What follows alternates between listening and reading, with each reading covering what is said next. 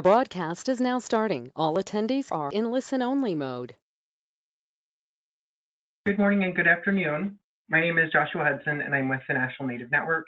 Thank you for tuning in for Module 6 out of 7 of American Cancer Society's Circle of Life curriculum. Today's presentation is on American Indian and Alaska Native healing. So to get us started, I have a couple introductory polling questions.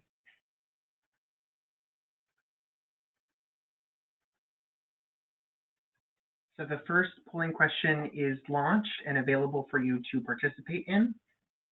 It's asking what time zone you're joining us from today.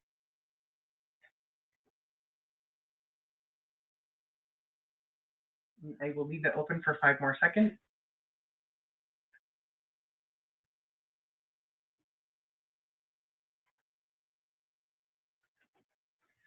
And it seems that we're tied today between Pacific and Mountain time zones for having the most representation. I've launched our second polling question.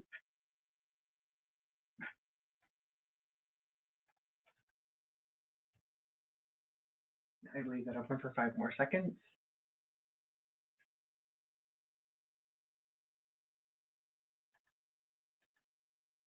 And 88% of responses identify as female.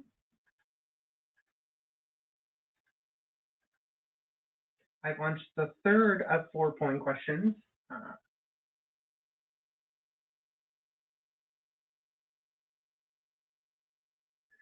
And I leave that open for 5 more seconds.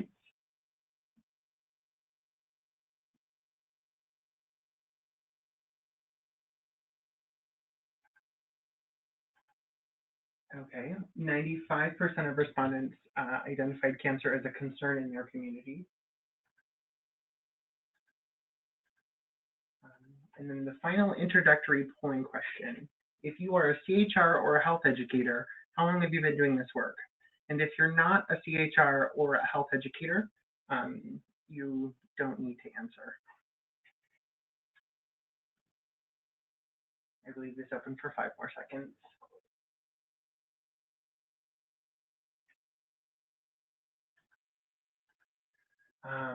And the top result was 15 plus years. So we have some decorated veterans on for today's presentation. So if you've joined us on the other modules, this won't be any surprise to you, but if this is your first time joining us, the Circle of Life curriculum was developed through a partnership between American Indian and Alaska Native tribes and the American Cancer Society. It's information that tribal communities can use to teach people about healthy habits, cancer prevention and treatment, and caregiver support. The purpose of the Circle of Life initiative is to reduce cancer mortality or deaths and improve the well-being of Native populations. And so the session objectives for today is to discuss what is cancer and how is it treated, how can traditional healing complement cancer treatment, and how can patients take care of themselves during and after cancer treatment. So celebrating life, here's just some key points. Eating healthy foods, staying active, not drinking excessively, and not using commercial tobacco can reduce cancer risk. Often the sooner cancer is found and treatment begins, the better the chances are for living for many years. And together, we can do everything in our power to help prevent cancer and continue on our journey. So this is kind of a recap for some of you if you've been with us on other modules, but what is cancer? So cells are the basic building block of the body. Cancer begins when damaged cells in a part of the body start to grow out of control.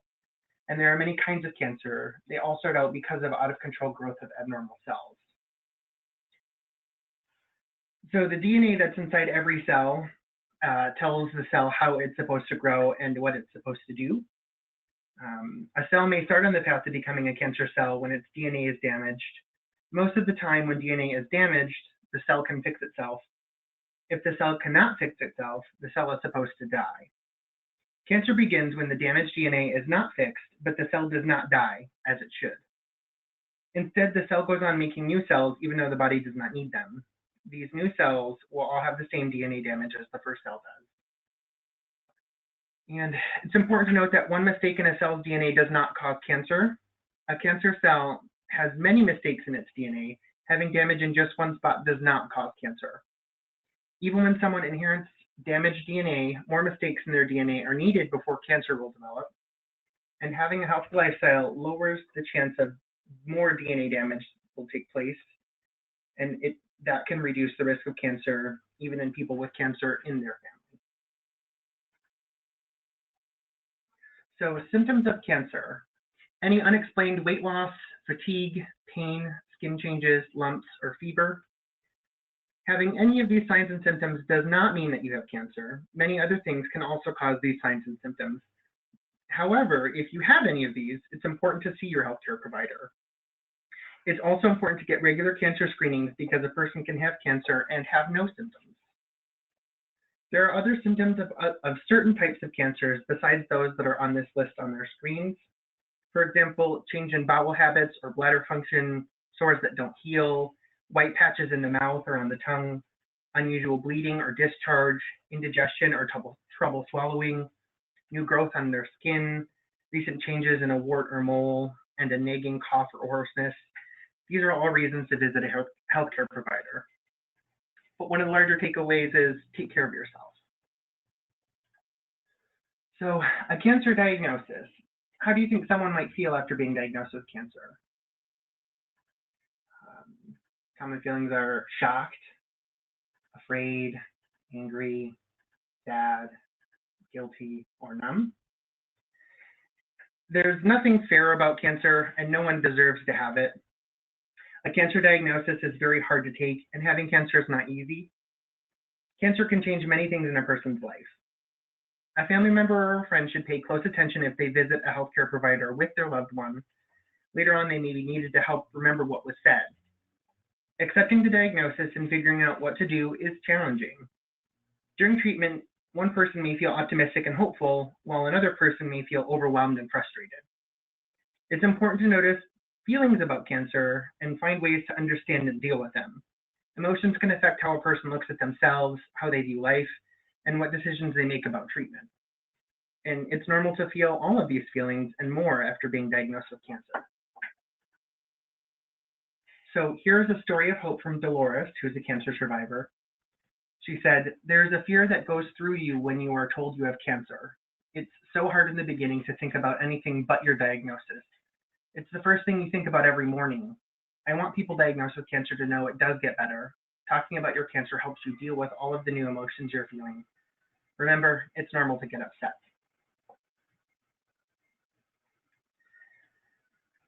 So now we'll talk about cancer treatment. The types of Western medical treatment for cancer include surgery, radiation therapy, chemotherapy, immunotherapy, targeted therapy, and hormone therapy. The treatment choices available to someone will depend on the type of cancer, how advanced it is, and other factors such as that person's age, their health status, and personal preferences. 2 or more kinds of treatment may be given at the same time or used one after another. Surgery may be used to take out or remove any cancerous tissue. Radiation or X-ray waves, which can come from a machine or a radioactive implant, may be used to kill cancer cells in certain areas of the body. Chemotherapy or other types of drugs may be used to go through the whole body to kill cancer cells. These are the most common types of cancer treatments, but as treatment advances have been made, there are more treatments such as hormone therapy, biological or immunotherapy, and even targeted therapies that are being used. Some kinds of cancer need a certain hormone to grow. Hormone therapy may be given to help keep the hormone from being formed or to block the hormone from being used. Immunotherapy is treatment that uses your body's own immune system to help fight cancer. Immunotherapy includes a wide variety of treatments that work in different ways. Some seem to work by boosting the body's immune system in a very general way. Others help to train the immune system to attack the cancer cells specifically.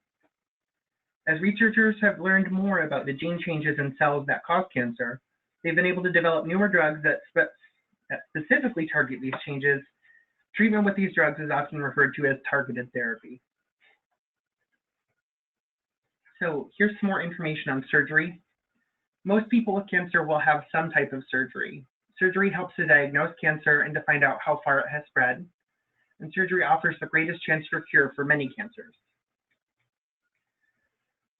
One of the ways to find out whether a suggested operation is the best choice for you may be to get the opinion of another surgeon. Getting a second opinion is often a good way to get a different perspective on the cancer and its possible treatment. Minor operations and tissue samples usually pose less risk than major surgery. Complications in major surgical procedures are not common, but can include bleeding, damage to nearby tissue or other organs, drug reactions, pain, infections, blood clots, slow recovery, or long-term effects from surgery. Some questions to ask a healthcare provider include, why am I having this operation? Is there any other way to treat the cancer? And what can I expect afterwards? And here's some information on radiation therapy. Radiation therapy is the use of radiation to treat cancer and other problems. Special equipment sends high doses of radiation to kill the cancer cells or tumor. Radiation therapy can be given in two ways, from a machine outside of your body or from an object or pellets that are put inside of you. Radiation treatments are most often given 5 days a week for 1 to 10 weeks. The number of treatments a person needs depends on the size and type of cancer, where the cancer is, how healthy the person is, and any other medical treatments that they are getting. Patients are often given a rest break on weekends so their normal cells can repair themselves. External radiation therapy is like getting an X-ray. It's painless and only takes a few minutes. It takes time to get the machine set up, so a session can last 15 to 30 minutes. The radiation is aimed at the tumor from a machine. It's often given in a walk-in clinic, which means not having to be admitted to the hospital. Radiation therapy that puts a radioactive source inside of you is called internal radiation therapy. Internal meaning inside. This type of treatment allows the doctor to give a large amount of radiation to the cancer cells. The radioactive source, which might look like a wire, pellet, or seed, comes in a small sealed container called an implant. The implant is put into or near the tumor, and the radiation travels only a very short distance. It can be left in place forever or just for a short time. If it's left in your body, the implant will stop giving off radiation after some time. Other implants are removed after a certain amount of radiation has been given. And so here's information on chemotherapy. Chemotherapy, or chemo, is the use of strong drugs to kill cancer cells. Doctors choose drugs based on the kind of cancer and its stage. Chemotherapy is often used to fight cancers that have spread to other parts of the body. Chemo may be used for different goals. These could be keep the cancer from spreading, slow the cancer's growth, kill cancer cells that may have spread to other parts of the body to keep it from coming back, to relieve symptoms such as pain or blockages caused by the cancer, or to cure the cancer. Most chemo drugs are given in one of these ways. Sometimes chemo is a pill or liquid. A person just swallows it as the healthcare provider prescribes. You can take it at home, but you must be careful to follow the directions. Chemo can sometimes be given like a flu shot. The shots may be given in a medical office, a hospital, a clinic, or at home. Most often, chemo drugs are put into the vein through a needle or a tiny plastic tube called a catheter. This is called IV or intravenous chemo. Other types of chemo can be put right into the spine, chest, or belly, or abdomen, or rubbed onto the skin. A person may get chemo once a day, once a week, or even once a month. It depends on the type of cancer and which drugs a person's getting. Chemo is usually given with breaks between treatment cycles. This break gives the body time to rebuild healthy new cells and helps a person regain strength. How long a person gets chemo depends on the type of cancer, the goals of treatment, and how the body responds to the drugs. Sometimes chemo is the only cancer treatment needed. More often, it's part of a treatment plan that can include surgery and radiation therapy. Here's why. Chemo may be used to shrink tumors before surgery or radiation. It may be used after surgery or radiation therapy to kill any cancer cells that are left, or it may be used with other treatments if the cancer comes back. So here's some information about a treatment plan. What should you ask a healthcare provider? And so four key questions are, what types of treatment will you need? Are there other ways to treat the cancer? What can you expect after each treatment? And how can you contact them if you have questions? And so it's important to note that the treatment plan is a brief record of your cancer treatment. Treatment plans provide a convenient way to manage information about your cancer, cancer treatment, and cancer care team. After treatment ends, it's important to ask your care team for a written treatment summary and survivorship care plan. In the treatment summary, a member from your cancer care team can enter the cancer type and stage, the dose of chemotherapy you received, the specific drugs that were used, the number of treatment cycles that were completed, any surgeries that were done, and any additional treatment that was given, such as radiation therapy or hormone therapy. It's important to keep this information for the rest of your life. You can share copies when you see new healthcare providers in the future. Survivorship care plans provide guidelines for follow-up care to maintain good health, ongoing screening and surveillance, and help to improve the quality of life and quality of care as you move beyond your cancer treatment. The treatment summary and survivorship care plan is a tool to give basic information about your cancer treatment and recommended follow-up care to future doctors who will care for you during your lifetime. So here is some more information about clinical trials. So what do people believe about clinical trials? People in clinical trials will have access to quality care. You can stop taking part in a clinical trial at any time that you wish, and they help scientists study cancers in tribal communities and may lead to better care. So some tribes may require that you seek permission from tribal leaders before participating in a clinical trial. Some tribes may not allow taking part in clinical trials. It just will depend on your area and where you're living at. Clinical trials, which are scientific studies, look at new cancer treatments and compare them to the best current treatments. Clinical trial treatments can be given in a healthcare provider's office, clinic, cancer center, or hospital. It's important to know and understand what the benefits and risks of taking part in a clinical trial are. After that, you must agree in writing that you want to be included in the trial, and you can stop taking part in any clinical trial at any time that you wish. So here's another story of hope. This is from Judith, who's a caregiver for her husband. No question is too small or too silly to ask. I never was afraid to call the doctor or staff with questions about anything, even questions about our bills and insurance. I found that our doctor and his staff were willing to answer any question.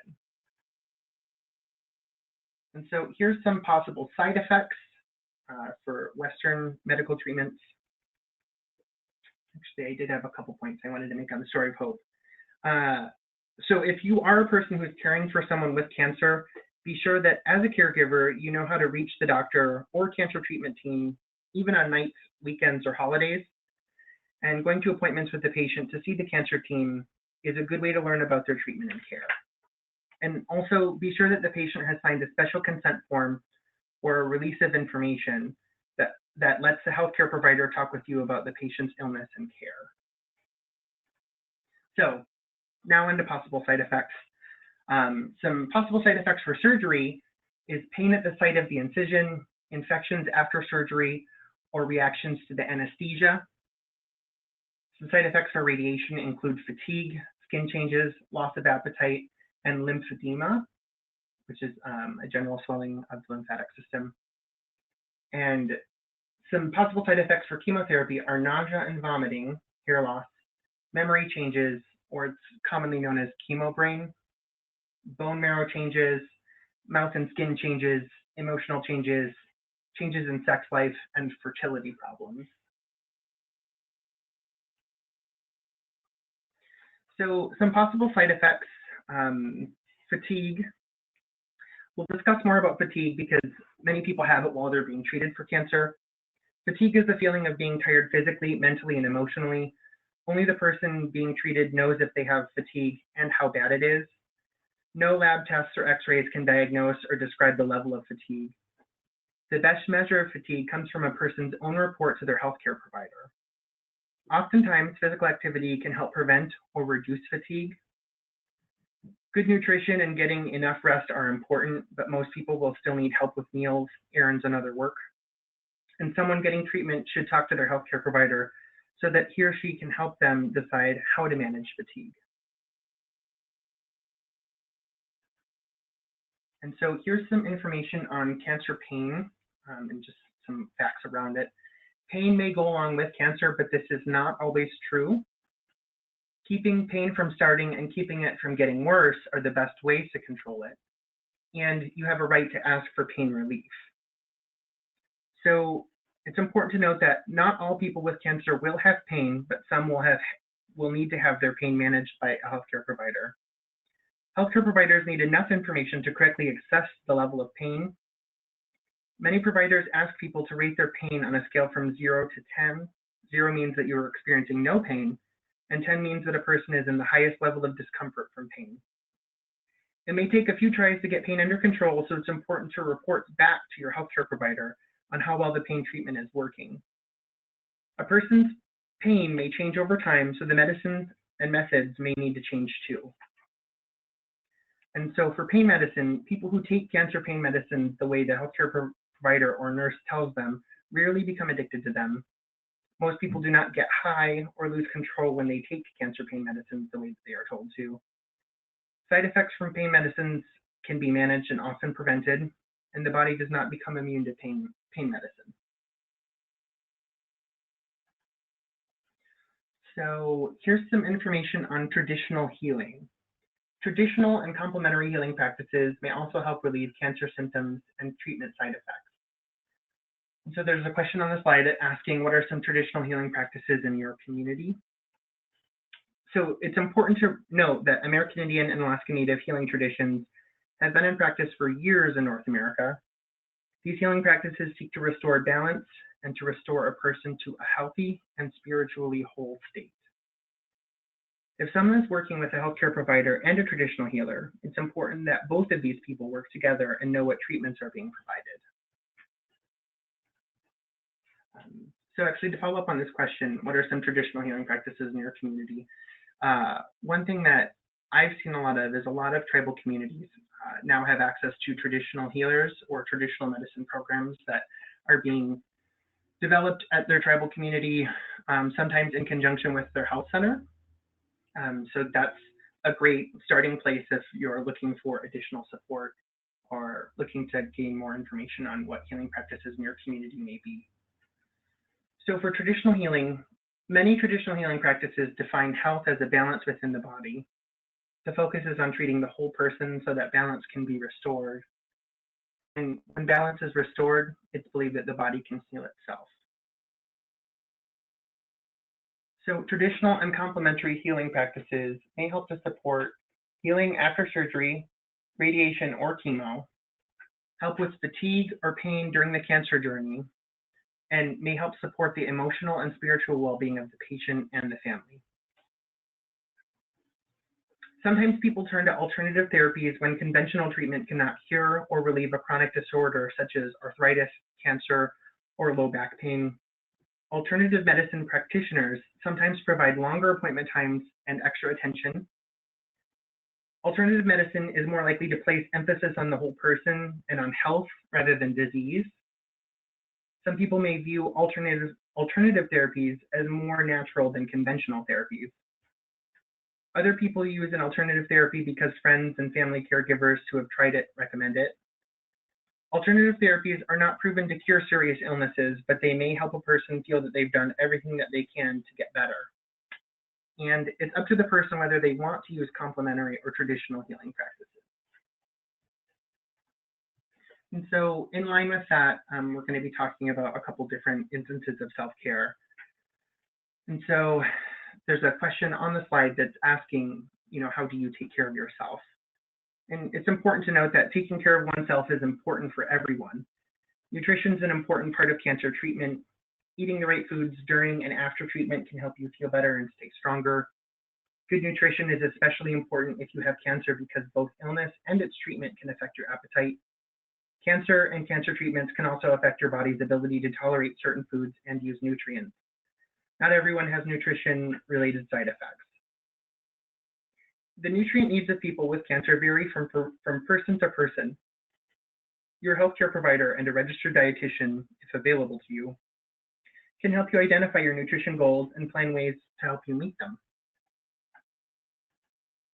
So, caring for the body, what are some healthy foods that bring you comfort?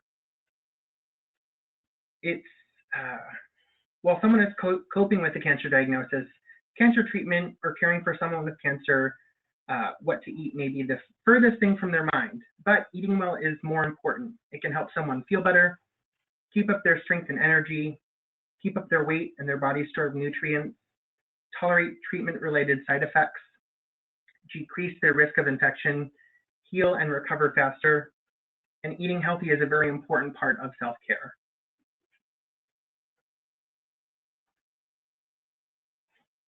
So caring for the mind. So share feelings with a trusted person, focus on staying healthy, do activities that bring you joy, ease back into a routine, get out of the house, but please make sure during this time that you're using appropriate caution, and let others know when you need help. So good self-care, taking an active role in treatment and follow-up, and focusing on the important things in life, doing those things that bring you joy, can help many people cope with cancer.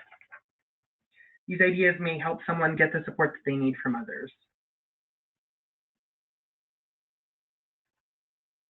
So caring for the spirit. How do you care for your spirit? Spirituality can be a source of great strength for some people. Walking in nature and dancing can improve someone's sense of well-being. Music, art, and other creative ways of self-expression can also be helpful. And I also think, using medicine, so sometimes that could be smudging or praying using traditional tobacco. Those are other ways to care for the spirit as well. So taking care of stress. Certain signs can be a warning that sadness and stress levels are too high. For some people, cancer treatment is very difficult and they feel great distress. Caring for someone with cancer can also be very challenging. Certain signs and symptoms can be a warning that sadness and stress levels are too high and becoming serious. If someone feels overwhelmed, anxious, sad, and angry most of the time for more than a couple of weeks, it can be a sign of depression. People with depression may also have one or more of these symptoms: trouble with eating, meaning that they eat more or less than usual. They lose interest or pleasure in things that they used to enjoy, have trouble thinking and concentrating, have trouble sleeping, or may start thinking a lot about death. If you or a family member is having some of these signs and symptoms, talk to a healthcare provider. Healthcare professionals and traditional healers realize that feeling sad or overwhelmed can be part of having cancer, and it should be treated along with the physical symptoms of cancer. If you are a person helping to care for someone with cancer, it's important to see a healthcare provider if you notice signs of depression in yourself.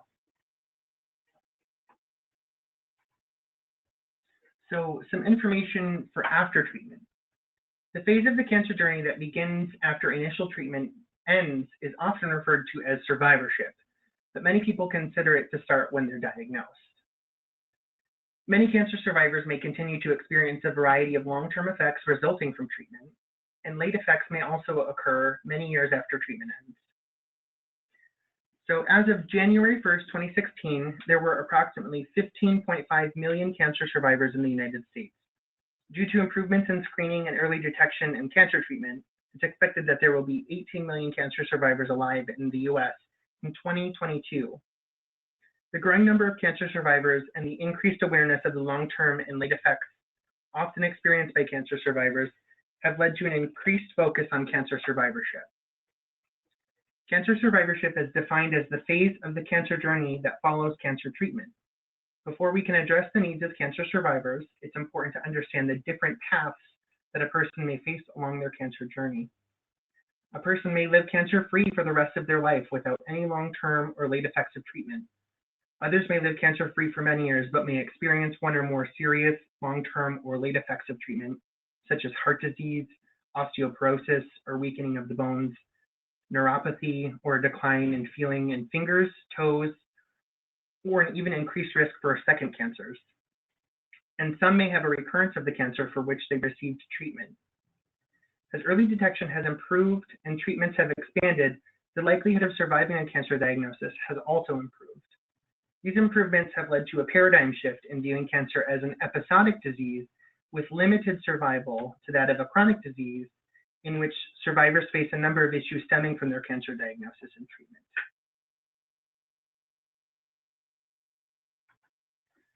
So here are some key messages.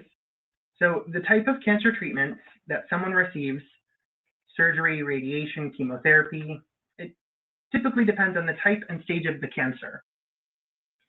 If someone has side effects from treatment, there are ways to help them feel better. Eating healthy foods and staying physically active during and after cancer treatment can help someone feel better. Life also changes for caregivers who help their loved ones through their cancer journey. Everyone copes with their cancer journey in their own way. The caregiver is a critical part of a healthcare team. When sadness, anxiety, or stress is becoming a serious problem, seek help. Cancer survivorship begins from diagnosis, and it's important for cancer survivors to understand the long-term or late effects that may occur after treatment and to talk with their healthcare provider about these issues. So you can take action to get some support. The American Cancer Society provides cancer information, day-to-day help, and emotional support. You can call 1-800-227-2345 to speak with a trained American Cancer Society cancer information specialist. Remember, healthy lifestyle changes can help reduce cancer risks. It is never too late to make those changes. Talk to your healthcare provider about regular screening tests for cancer. Early detection can help save lives. Together, we can do everything in our power to help prevent cancer and continue on our journey. And one note that I did want to make about early detection and getting regular cancer screenings is I know that some hospitals and clinics and healthcare facilities have limited or stopped cancer screening at this time for people who may not have pressing issues or pressing signs or symptoms. So it would be best for you to contact your healthcare provider and discuss with them any concerns that you may have around cancer and cancer screening. And you can work in conjunction with your healthcare provider to make appropriate appointments and have appropriate referrals put in place. So I have some more polling questions. I'm going to launch the first one now. Common treatments for cancer include surgery, chemotherapy, radiation, or all of the above.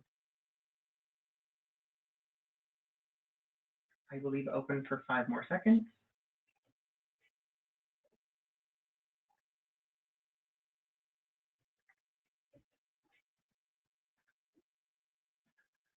So 98% of people, of respondents selected all of the above.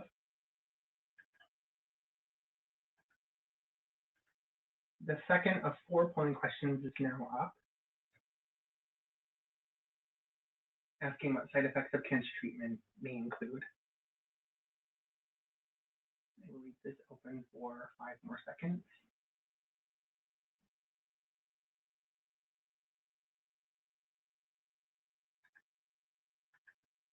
"100% of respondents selected true.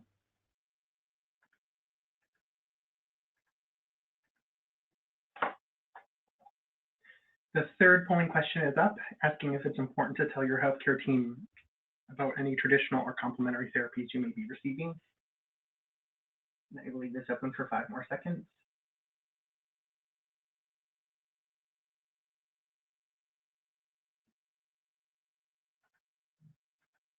"100% of respondents selected true.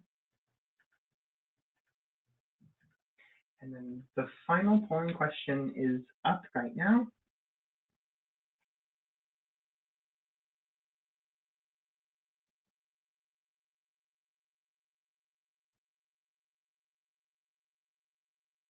And I will close it in 4 seconds.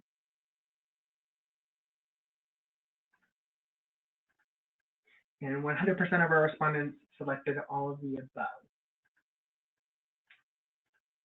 So some answers: common treatments for cancer, all of the above. Side effects for cancer treatment may include fatigue, pain, nausea, and hair loss. That's true. And it is true that it is important to tell your care team that you're using traditional or complementary therapies alongside Western treatment. And then the final polling question was asking about eating healthy during cancer treatment can help cancer patients. And the answer was all of the above, to help keep up their strength, keep up their body's store of nutrients, and to tolerate treatment-related side effects. So we're at the closing portion. If you have questions, please feel free to ask them in the questions box. I know that we have a few questions that are here. So there was a question asking if your tribe can prohibit you from participating in a clinical trial. So I don't believe that a tribe could specifically prevent you from participating in any clinical trial, but I think that having open and honest conversations with your healthcare team if you receive care at your tribal clinic is really important, because there are a variety of resources that many of our tribal clinics have that could include transportation or subsidies for transportation costs, so like gas cards. And so those could be possibilities that could help you receive cancer treatment through a clinical trial.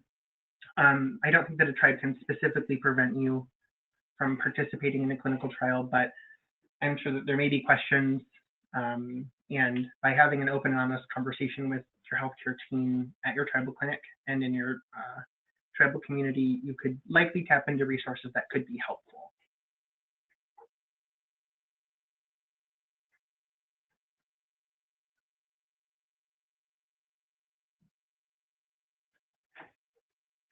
So someone asked if people on the call can share types of traditional healing practices that they're aware of being used for people with cancer.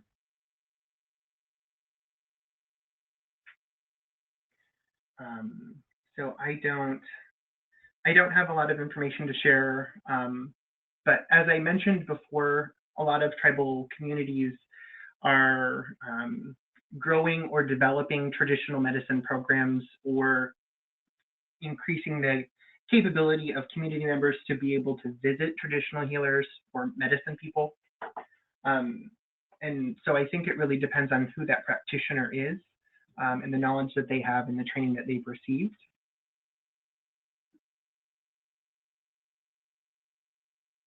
And I haven't seen anyone include anything in the questions box about what they know about being used for helping treat people with cancer. There is another comment that came in. Well, it's a question asking, it says, I've heard if someone has metastatic cancer and they have a surgery where they are opened up, that will make the cancer spread quicker.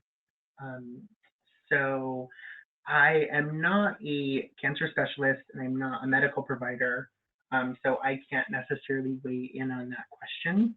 I think that would be a question to ask a medical provider for yourself or a loved one if they have cancer. But I don't have an answer for you specifically at this moment.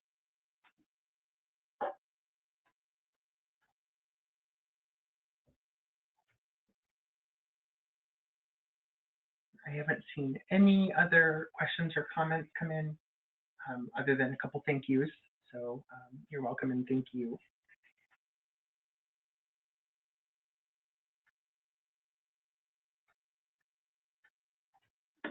So some housekeeping notes. There was a technical delay with some of the emails being sent out for last week's presentation. So I'm going to resend the Module 5 certificates. And then I will send the Module 6 certificates for all of our attendees who are on the call today. So that will be coming soon to you.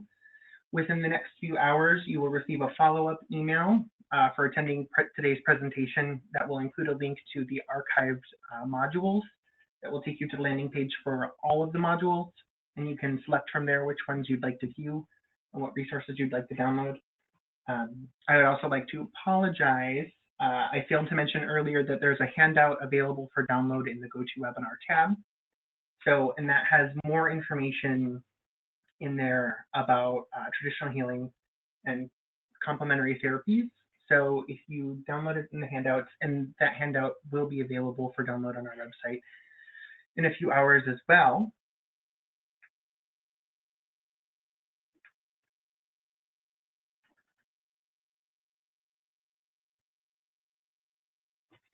So I don't have any other additional questions or comments. So thank you all for joining us today. If you've joined us for every module, thank you so much. And if you've only caught a couple or this is your first time, we're really glad that you joined us today. And next week is the final module, Module 7, with information about cancer resources. And if you haven't registered, that registration link is available at the landing page that you'll receive in the follow-up email in a few hours. So thank you, everybody, and have a good rest of your day.